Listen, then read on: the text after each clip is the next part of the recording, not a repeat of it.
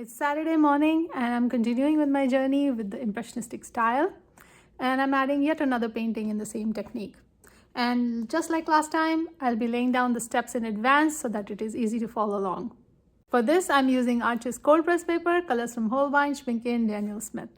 If you're painting along, see complete list of supplies in the description. And if you're here to just watch, which I feel is half the learning, then let me convince you that this Impressionistic style has something in it.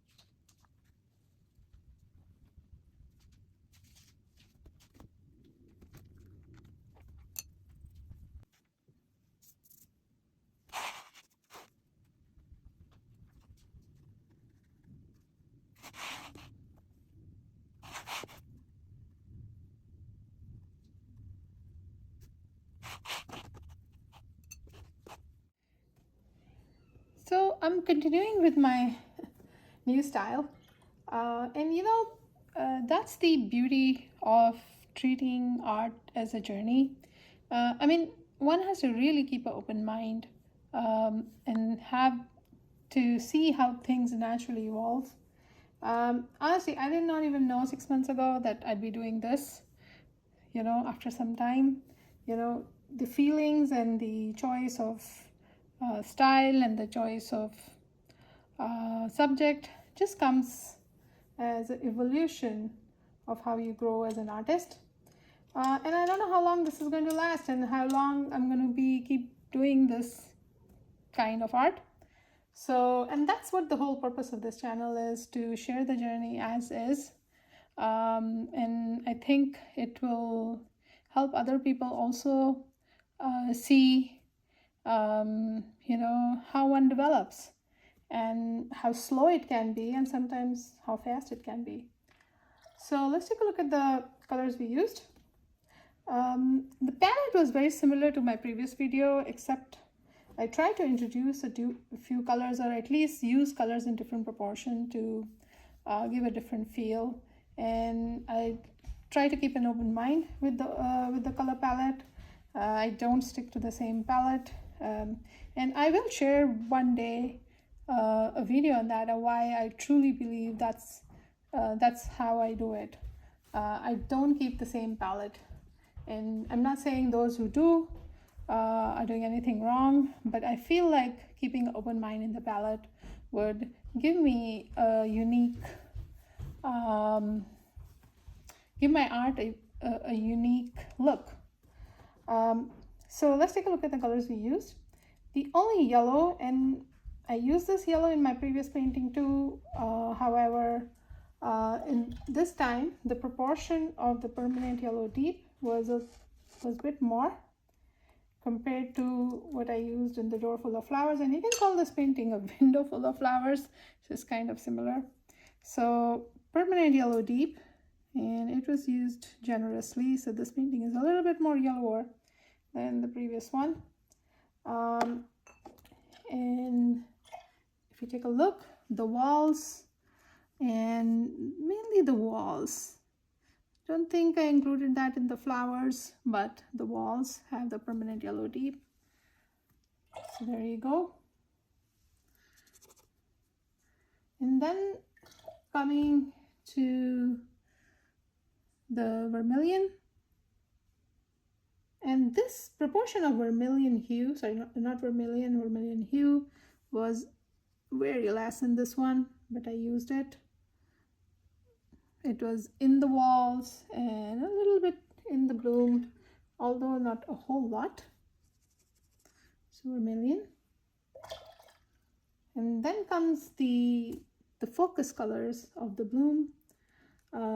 Bright rose. Get some, as my palette is already thinned out on bright rose. So bright rose. As I've said, this is fugitive.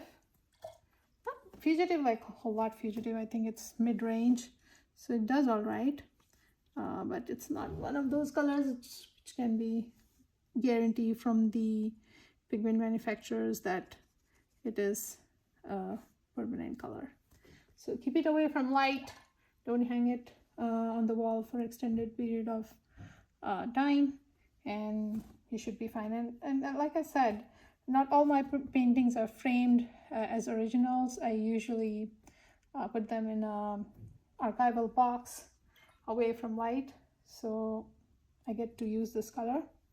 But if you do the former, then be careful. This can fade away. So bright rose, and look how pretty the combination is. Anytime I see the vermilion, the bright rose, and the permanent yellow deep, it's ecstatic. The red this time was Crimson Lake. This is one of my very frequent choice in deep dark reds. And honestly, when I used this for the first time, I never thought I thought there'd be other pigments that will be like Crimson Lake, but I rarely find a color that is a deep red and as pretty as Crimson Lake. And this particular painting, you can see the impact, you know, the shade was achieved with Crimson Lake and Shadow Green. So that's the unique mixing that I really loved in how this one came out. So Crimson Lake, and then we used some bright violet. This is in the same realm as bright rose. Again, tad bit fugitive, but nothing that I feel should alarm me. My paintings have been, I have paintings with bright rose that have been there for the last 6-7 years, and like I don't have them put on the walls, but you know, they just look exactly how I painted them 6 years ago. Prior to that, I don't think I was using a whole lot of bright rose, so I don't know if I could find one, but I can guarantee you that much. Then I come to the green, and the greens were the same as the previous one. It's leaf green. Wonderful, wonderful leaf green. Anytime it comes together with the red and the violet, it really creates wonder. I mean, look at this seeping. You know, I always look forward to putting leaf green under the base of the flower and the way it seeps in, and it creates that very natural blend of green at the base of the petal and the sepals. It is an excellent choice, and just try that. That mixing will just you know, leave you ecstatic. And then comes shadow green. Shadow green, wonderful, wonderful color. My favorite dark green these days. Undersea green is also another favorite choice. Olive green is also one of my faves, but olive green is not as dark, and so is undersea green. Shadow green is the darkest, and it'll stay in the green zone. I mean, it'll never appear black. It'll always appear that very dark green that is in shade when you look at the Christmas tree, or if you look at the spruce trees, and you know, you see those darkest portion, or you see the darkest portions of the forest. That's what the shadow green is exactly. So I think the name actually is very true to its character. And last but not the least is the sepia, and that will blend it very well with the shade zones and the cracks in the wall, and it just does the job right with permanent yellow deep over here. And yes, there was of course a small portion with the blue with the window, and that was our glacier blue. Just give me a second, I might have lost it. There we go. So you can see a suggestion of sky. That was glacier blue, only glacier blue. I did not mix anything here. And this was shadow green and glacier blue. So, and like I said, you could use ultramarine blue, you could use compost, you could use Taylor blue red shade. You could use any of those and you would land in the same character. So that's it. And of course some white gouache for some highlights. So I hope you enjoyed this one, and I hope you will give this a shot.